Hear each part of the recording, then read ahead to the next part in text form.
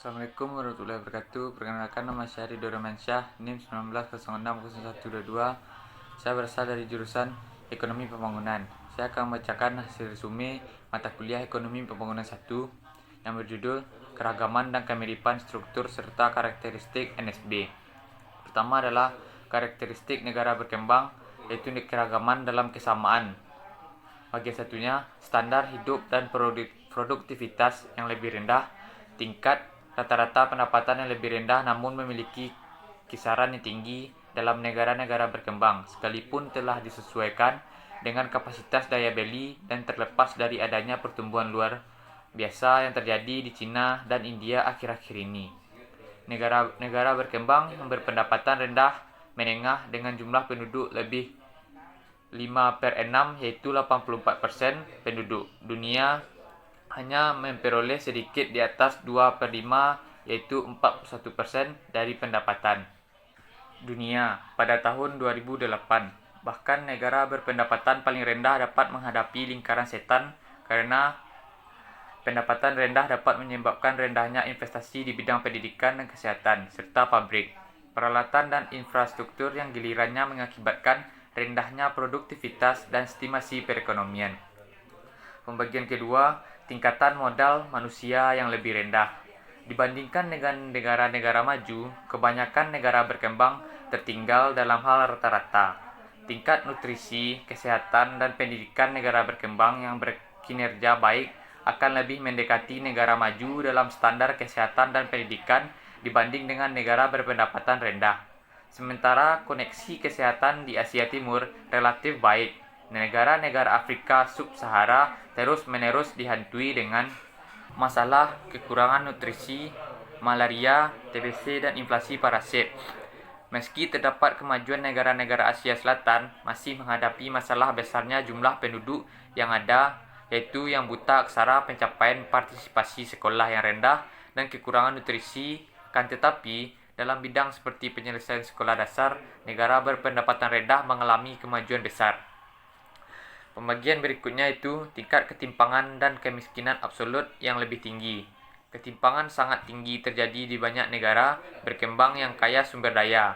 Tentara di negara Timur Tengah dan Afrika Sub-Sahara, para ekonom pembangunan menggunakan konsep kemiskinan absolut untuk menunjukkan tingkat pendapatan minimum spesifik yang dibutuhkan untuk memenuhi kebutuhan fisik dasar agar dapat bertahan hidup. Akan tetapi, timbul masalah seiring disadarinya tingkat kebutuhan hidup minimum ini bervariasi dan satu negara ke negara lain, dan dari satu wilayah ke wilayah lain, yang mencerminkan perbedaan kebutuhan fisiologis, sosial, dan ekonomi. Terjadinya kemiskinan ekstrim sangat bervariasi di seluruh negara berkembang. Bank Dunia memperkirakan jumlah penduduk yang hidup dengan pendapatan kurang dari 1,25 dolar per hari sebesar 9,1% di Asia Timur dan Pasifik, 8,6% di Amerika Latin dari Karibia.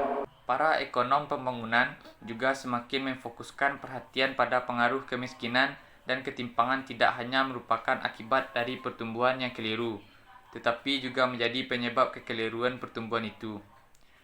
Berikutnya, tingkat pertumbuhan penduduk yang lebih tinggi.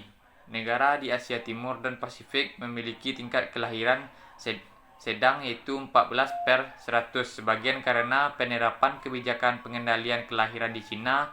Tingkat kelahiran kasar yang sangat bervariasi di seluruh dunia. Tingginya tingkat kelahiran berarti bahwa tenaga kerja aktif harus menghidupi jumlah arah yang hampir 2 kali lebih besar secara proporsional dibanding yang ditanggung tenaga kerja aktif di negara yang lebih kaya. Sebaliknya, jumlah penduduk dengan usia lebih dari 65 tahun jauh lebih banyak di negara maju. Orang-orang lanjut usia dan anak-anak diacu sebagai beban ketergantungan ekonomi, dalam arti mereka harus mendapat dukungan finansial dari angkatan kerja di negara. Dengan demikian, rasio ketergantungan total adalah 72/100 di negara berpendapatan rendah dan 49/100 di negara berpendapatan tinggi. Akan tetapi, para lansia di negara-negara kaya menjalani masa tua mereka dengan dana tabungan mereka serta tunjangan pensiun dari negara swasta.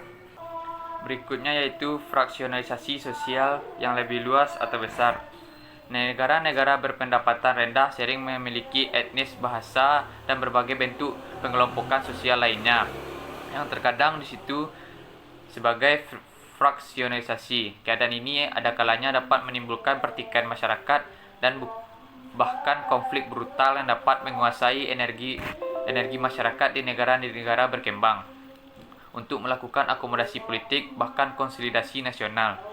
Kenyataan ini merupakan satu dari berbagai tantangan kepemerintahan yang dihadapi banyak negara berkembang. Berikutnya yaitu jumlah penduduk di pedesaan yang lebih besar namun memiliki tingkat migrasi desa kota yang lebih cepat. Di negara berkembang, sebagian besar penduduk tinggal di daerah pedesaan. Sekalipun banyak kawasan yang mengalami modernisasi, kawasan pedesaan lebih miskin dan cenderung mengalami ketiadaan pasar, keterbatasan informasi, dan stratifikasi sosial. Berikutnya itu tingkat industrialisasi dan ekspor barang yang lebih rendah. Industrialisasi berkaitan dengan produktivitas dan pendapatan yang tinggi, serta telah menjadi tonggak modernisasi dan kekuatan ekonomi nasional, sehingga bukanlah kebetulan jika hampir semua pemerintah negara berkembang telah menjadikan industrialisasi sebagai prioritas nasional. Dan sejumlah kisah keberhasilan yang mengagumkan telah muncul di Asia. Yang terakhir, pembagian terakhir, koneksi geografis yang menghambat. Kasus ekstrim anugerah sumber daya alam yang menguntungkan adalah negara Teluk Persia yang kaya minyak.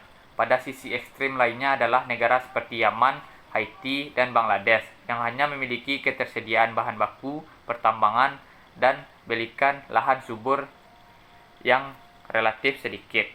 Pembahasan yang kedua itu menghitung NHDI. Ketika menggunakan rata-rata aritmatika dengan HDI, kita harus mengasumsi bahwa komponen pendapatan kesehatan dan pendidikan ini bisa sedang mensubstitusikan dengan sempurna. Sebagai contoh, nilai indeks pendidikan yang tinggi dapat mengkompensasikan nilai indeks kesehatan yang rendah. Sebaliknya, penggunaan rata-rata geometri dapat memastikan bahwa kinerja yang jelek di salah satu dimensi langsung mempengaruhi indeks secara keseluruhan. Sebagaimana yang dinyatakan UNDP, perhitungan baru itu dapat menjelaskan seberapa utuh kinerja suatu negara dalam ketiga dimensi itu. Lebih lanjut, UNDP mengemukakan sulit membandingkan semua dimensi kesejahteraan yang berada atau berbeda satu sama lain. Jadi, NHDI tidak sekedar menambahkan indeks kesehatan, penduduk, dan pendapatan serta membaginya dengan 3, tetapi NHDI dihitung dengan satu geometri. NHDI sama dengan H1/3, E1/3, I1/3, di mana H adalah indeks kesehatan, E adalah indeks pendidikan, dan I adalah indeks pendapatan. Inilah persamaan yang memperhitungkan pangkat dari ketiga indeks tersebut. Sekian dari pembacaan hasil resume saya. Jika ada salah dan janggal, mohon dimaafkan. Assalamualaikum warahmatullahi wabarakatuh.